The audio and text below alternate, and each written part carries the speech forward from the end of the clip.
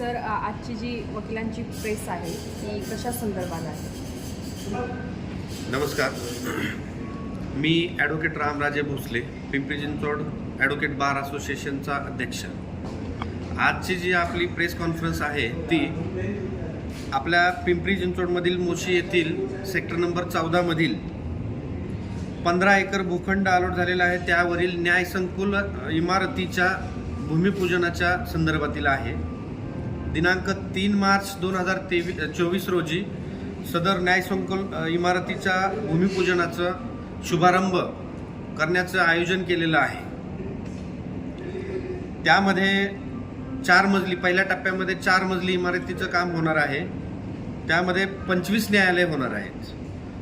प्रथमतः प्रामुख्याने सुरुवातीला 12 कनिष्ठ न्यायाधीश, 7 वरिष्ठ न्यायाधीश आणि 6 जिल्हा व सत्र न्यायालय येणार आहेत आपल्या इथे. त्याचबरोबर न्यायालयीन इमारतीच्या बाजूला न्यायाधीशांच्या निवासस्थानाची व्यवस्था म्हणून वेगळ्या इमारतीचं बांधकामसुद्धा पहिल्या टप्प्यामध्ये होणार आहे.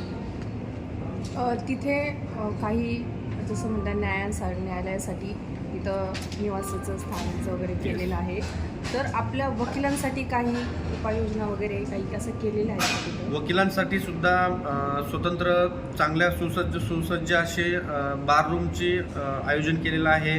ॲम्बी थिएटर आहे, त्याच्यामध्ये महिला वकिलांकरिता स्वतंत्र कक्ष केलेला आहे. त्यांच्यासाठी सर्व सोयीसुविधायुक्त हिरकणी कक्ष वगैरे सारख्या सगळ्या सोयीसुविधांच्या बांधकामाचा त्याच्यामध्ये समावेश आहे. यामध्ये कोण कोण मान्यवर येणार आहेत?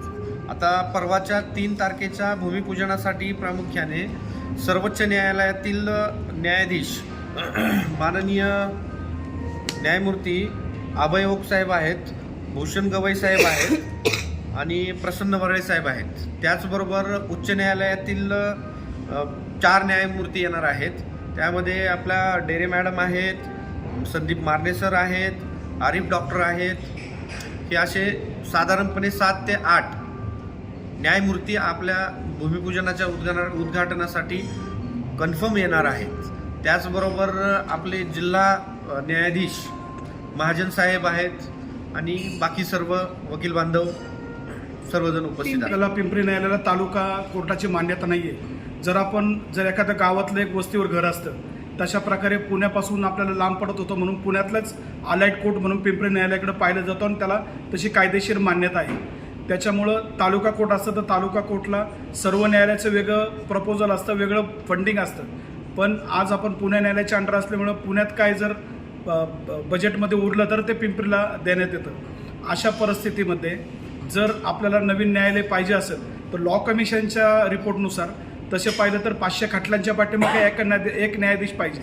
पण आज तसं होत नाही. न्यायाधीशाची संख्या खूप कमी आहे. आज पिंपरी न्यायालयात आपण पाहिलं तर 25,000 ते 30,000 खटले प्रलंबित आहेत. त्याच्यामुळं जास्तीत जास्त न्यायालय पिंपरीत येणं गरजेचं आहे. त्या दृष्टिकोनातून मोशी कोर्ट लवकरात लवकर कसे होईल याची आपण सगळ्यांनी आज काळजी करणं गरजेचं आहे किंवा त्याच्यासाठी प्रयत्न करणं गरजेचं आहे. कोणकोणते कोर्ट आपल्या इथे येणार? आपल्याकडे आता 9 JMFC आहेत. आता 4 ते 5 दिवसात अजून 2 JMFC येणार आहेत. आपण डिस्ट्रिक्ट कोर्टची मागणी केलेली आहे, सिनियर डिव्हिजनची मागणी केलेली आहे. सिनियर डिव्हिजन आपल्याला येणं खूप गरजेचं आहे, कारण का पिंपरी चिंचवडच्या ज्या महिला भगिनी आहेत त्या महिला भगिनीला पुण्यात फॅमिली कोर्टात चक्रा मारावे लागतात. पण फॅमिली कोर्ट गेल्यानंतर जर तिथं त्यांच्या विरोधात किंवा कोणत्याही पार्टीच्या विरोधात एखादी ऑर्डर गेली तर त्याचं ॲपेलंट कोर्ट हे हायकोर्ट आहे. म्हणजे त्या महिला भगिनीला त्या फॅमिली कोर्टात ऑर्डर झाल्यानंतर त्याचं अपील मुंबईला जाऊन हायकोर्टात करायला लागणार आहे. पण आपल्या इथलं जे सिनियर डिव्हिजनचं कोर्ट येणार आहे, सिनियर डिव्हिजनलाही पॉवर आहे की ज्या डॉमेस्टिक व्हायलन्सच्या केस असेल, DVच्या असेल, मॅरेज पिटिशन असेल, हे चालवायचा अधिकार वरिष्ठ सर दिवाणी न्यायाधीशाला आहे. आणि जरी इथं कोणत्याही त्या प्रकरणात जर एखादी त्यांच्या विरोधात ऑर्डर झाली तर त्याचं ॲपिलंट कोर्ट हे जिल्हा न्यायालय आहे. म्हणजे त्या महिला भगिनीला मुंबईला न जाता उद्या कोणाच्या विरोधात ऑर्डर झाले तर त्याचा अपील म्हणून आपल्याला पुण्यातच जाता येईल आणि त्या महिला भगिनीला लवकरात लवकर न्याय मिळायसाठी याची मदत होईल.